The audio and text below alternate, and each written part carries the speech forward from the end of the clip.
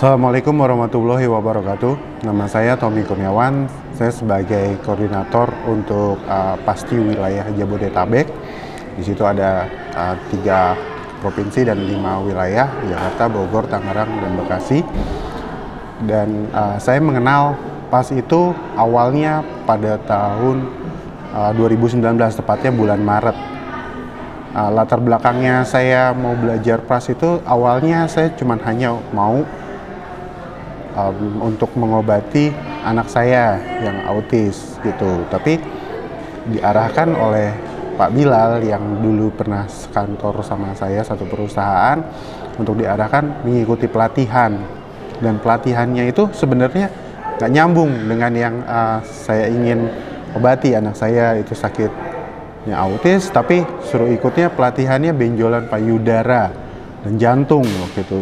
Dan ya udah, saya langsung daftar saja tanpa berpikir panjang, dan di situ saya melihat ya memang subhanallah keajaiban sekali gitu ya. Tadinya kita tuh satu kelompok, beberapa teman-temannya itu sama sekali tidak mengerti tentang nama-nama penyakit dan lain sebagainya, malah kami kok tiba-tiba bisa mengobati beberapa sakit, termasuk ada teman kelompok saya itu yang dia asam urat. Dengan cuman hanya sebentar saja saya kasih treatment, katanya asam uratnya itu sudah nggak terasa lagi. Bahkan ada yang dia itu sakitnya kakinya itu sampai urat-uratnya kelihatan gitu. Itu setelah pas hilang tuh urat-urat yang nongol-nongol itu, Pak. Dan saya coba ikuti lagi. Minggu depannya ada di Klaten. Setelah yang benjolan yang itu di Jogja, saya minggu besoknya saya pergi lagi ke Klaten sama istri dan anak. Dan anak saya waktu itu juga jadi probandusnya pada saat pelatihan Baby Pass gitu.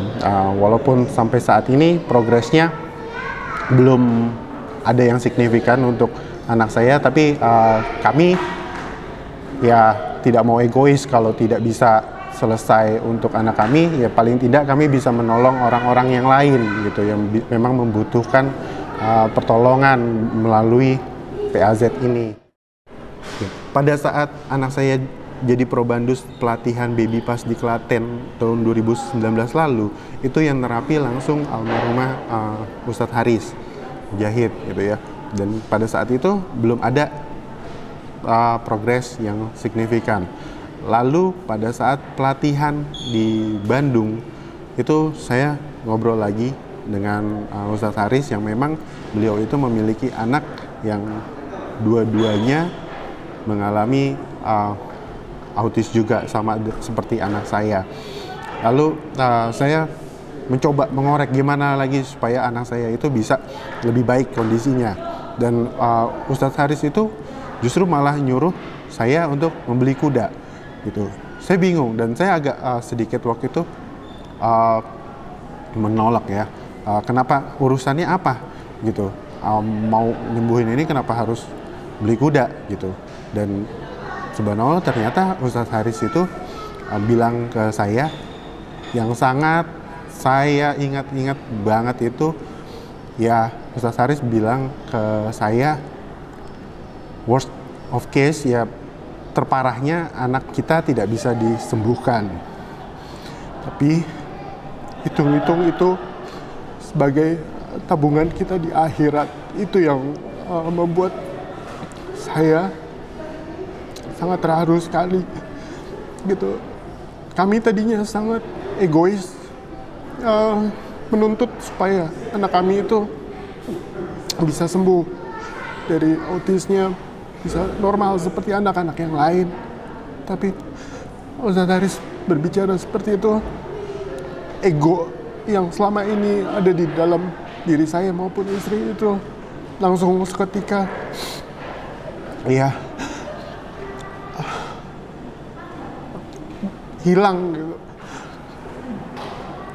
Kami tidak terlalu mengejar untuk anak kami bisa normal atau seperti anak-anak yang lain, karena anak kami adalah anak-anak yang spesial karena tidak semua orang tua diberikan kepercayaan untuk mengasuh anak-anak spesial. Dan setelah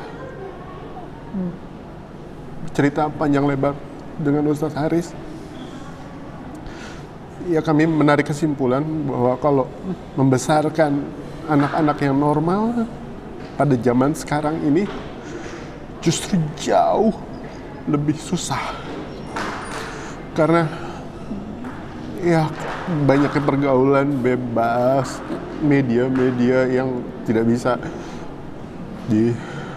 disensor atau disaring gitu ya. Justru anak-anak yang seperti anak kami itu tidak tertarik dengan dunia-dunia seperti itu. Justru mereka malah kerjaannya itu kalau di rumah membandingkan antara Al-Quran yang satu dengan Al-Quran yang lain. Padahal isinya sama saja, nggak ada perbedaan. Tapi tetap aja mereka tertariknya dengan itu. Ya alhamdulillah anak saya umur 2,5 tahun itu sudah bisa baca tulis sendiri, baca Al-Quran tanpa ada yang mengajarkan. Umur 3 tahun, subhanallah bisa hafal Asmaul Husna yang saya sendiri pun sampai sekarang belum hafal. Itu yang kalimat Ustadz Haris yang sampai saat ini tuh yang saya ingat. Ya kalau anak kita tidak bisa disembuhkan, paling tidak itu tabungan untuk kita di akhirat. Ya, insya Allah Ustadz Haris itu sudah punya tabungan paling tidak 2 dari anaknya yang autis, Lukman dan Hamzah. Itu aja. Makasih.